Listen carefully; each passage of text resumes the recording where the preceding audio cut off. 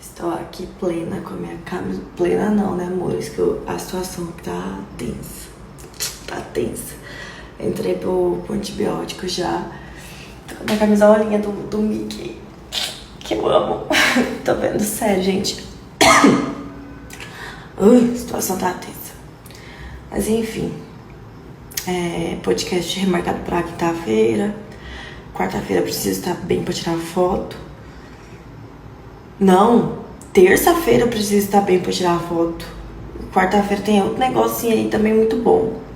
E amanhã a Brisa chega pra cuidar de mim, glória a Deus.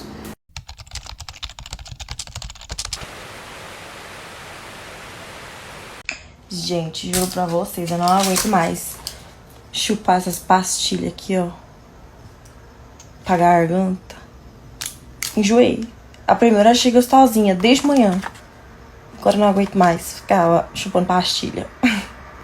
Mas, pelo menos, eu tô conseguindo, ó, falar. Porque de manhã eu tava, tipo... não conseguia nem abrir a boca. Tô conseguindo falar agora. Acho que, tomara a Deus que amanhã eu acorde melhor. Nossa, eu falar pra vocês, viu? Fazia tempo que eu não pegava dor de garganta. Foi uma das minhas piores dores de garganta essa.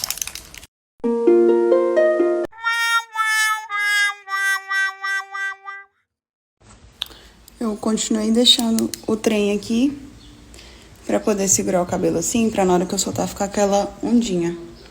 Mas olha a pele como fica. Deixa eu ir pro sol aqui. Mas já dá pra ver, né? No claro. Gente, esse primer, vocês não estão entendendo.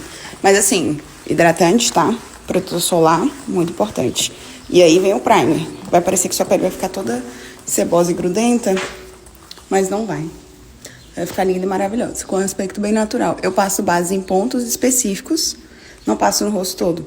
Justamente pra não dar esse aspecto muito pesado.